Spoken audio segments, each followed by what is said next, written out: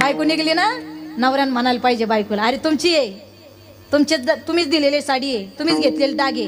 कधी मध्ये म्हणा ना बायकोला, पिंटेची आई काय छान साडी दिसती ग तुला, ही छान सुंदर, घालीत जा बरं.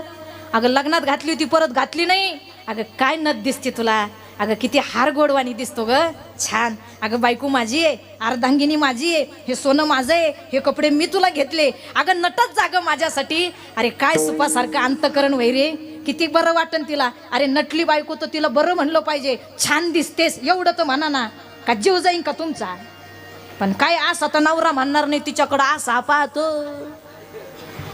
तिला तर लगेच म्हणतो, कुठं आज काय आहे,